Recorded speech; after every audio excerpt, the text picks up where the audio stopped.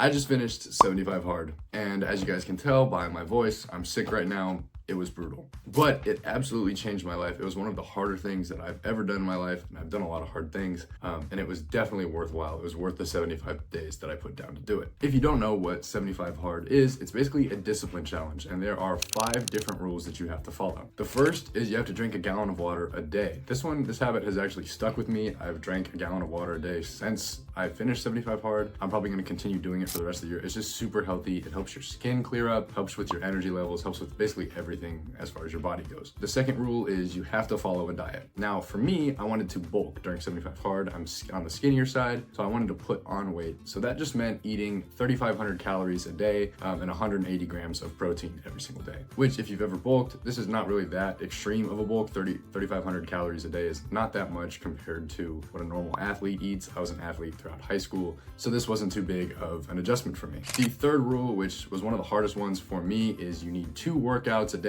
every single day for 75 days straight. One of these workouts has to be 45 minutes indoors, and the other has to be 45 minutes outdoors. There's a lot of different things you can do for this. Basically anything counts as long as it's a physical activity. You can go for a walk. If you want to go for a 45-minute walk, that is enough for the outdoor workout. Same with indoors. A lot of days I would play basketball if I didn't want to work out, if my body was sore, but I did work out a lot of the days because again, I was trying to put on muscle. To me at least, because I was an athlete in high school, the 2-a-days wasn't the difficult part, it was the no off days. If you are a high-level athlete, you know exactly how beneficial off days are for you. Being able to recover your energy, relax your muscles, basically reset your entire body's process before going into a week is huge, and you're not allowed to do that during 75 hard. So while the 2-a-day workouts wasn't that extreme for me, the no off days really was, and that was one of the more difficult parts for me. The fourth rule is that you have to read at least 10 pages every single day of a nonfiction book. For me, this was a lot of school reading. School definitely helps with this, but the 2 books that I read, actually, let me go get them.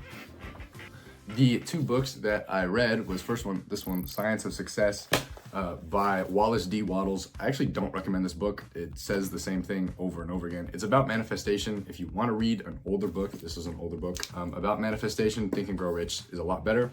And the second book that I read over the course of 75 Hard was Caspertising. This is a great book, especially if you want to go into marketing, if you want to go into any digital form of marketing, even if you want to, try to build your own social media brand. This is a great way to do it. It tells you a lot about, it's a psychology book and a marketing book kind of combined. So it talks about marketing strategies and why they work. So those are the 2 books that I read for 75 Hard, but the 5th rule is you're not allowed to drink alcohol. And this one was too easy for me. I drink alcohol at maximum twice a month.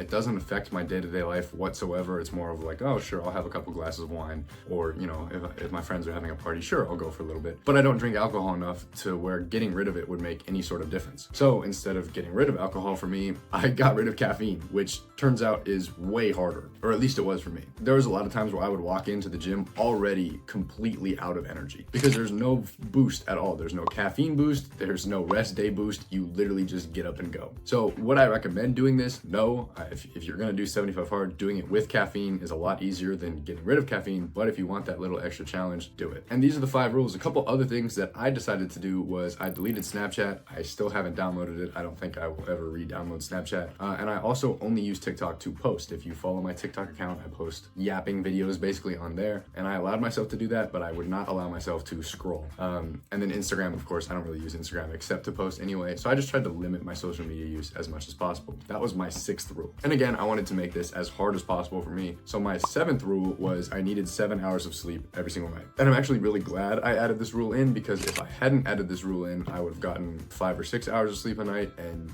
I never would have been able to do it without caffeine, without sleep, without rest days. That just wouldn't have been possible. So I'm actually really glad I added in that 7 hours of sleep rule because it probably saved the challenge for me. But those are the rules. Now, as far as what my tips are, the first one, pace yourself. The first about 3 weeks were really easy for me. You wake up, you go to the gym. I went for runs almost every single day those first 3 weeks. Your body feels great. You're getting in better shape. You can't see it yet, but you can feel it. And then you hit a wall. For some people, the wall happens later, like 40 days, 50 days. For me, the wall happened at day 25, where I just woke up and I could not move. The no caffeine thing finally caught up with me. The no rest days finally caught up with me, and it was brutal. And I'm not sure if this would have been any better if I had paced myself, but I definitely should have relaxed. But I definitely should have slowed down a little bit during those first 3 weeks, because then once I hit that wall, it was really difficult for me to keep going. Days 25 through 40 were probably the hardest days for me. I got really sick during this time to the point of where I had 104 fever. I was in the ER.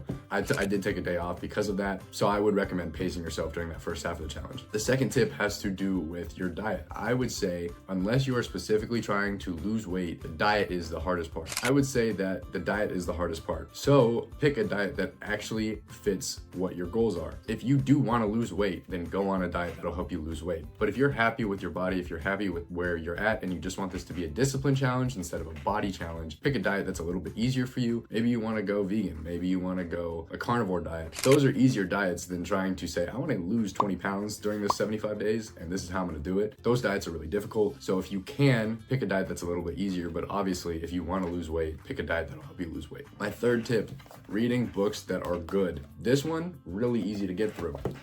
This one felt like hell every single day that I was trying to read it because I just don't like this book at all. I don't know why I still have it. So when you're gonna read books, make sure you do your research beforehand on what the book's about. It'll make it a lot easier to read. I hated reading this. This is 280 pages, so 28 days of reading was this book.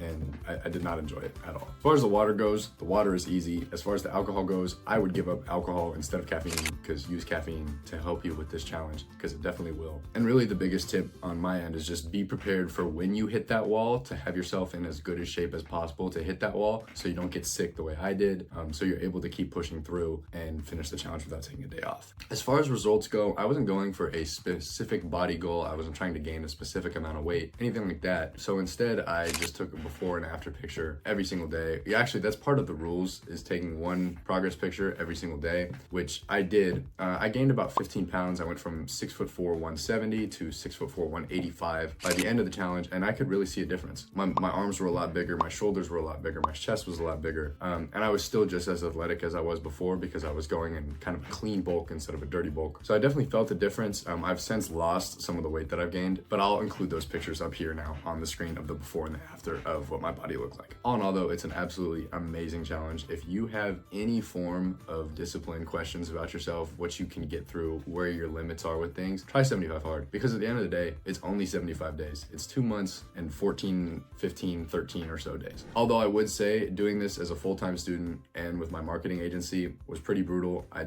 felt like I didn't have time for anything, but I don't regret it at all. I don't have to do it ever again now. Once you do it once, you know you can do it. You never have to do it again. So I definitely recommend this for anybody who's interested in the fitness space, anybody who's interested in the discipline space. Maybe you just want to start reading and you want to pick up books and keeping that a habit. I've read every single day since 75 hard. And yeah, so it's a great challenge. I definitely recommend it. A couple other things. I mentioned it earlier in the video, but I do have a TikTok now. So if you're interested in more of my shower thoughts, what goes on in my head, follow the TikTok. It'll be linked down below. If you have any questions, DM my Instagram. That's also down below. I respond to every single DM I get about marketing, about school, about discipline, anything like that. Feel free to reach out. Instagram's down below. And of course, if you like the video, make sure to leave a like. It really tells me what you guys do and don't like. If you didn't like it, comment down below why you didn't like it, because again, I want input. I want to put out content that you guys like. So at the end of the day, if you didn't like the video, go tell me why. But besides that, I want to thank you all for watching this video. I really hope that you go do 75 hard. And if you do 75 hard because of this video, post something on Instagram, tag me in it, send me something about it. I'd love to see any of your guys' work, any of your guys' progress pictures on 75 hard if you guys choose to do it. But yeah, thank you all for watching, and I'll see you next time.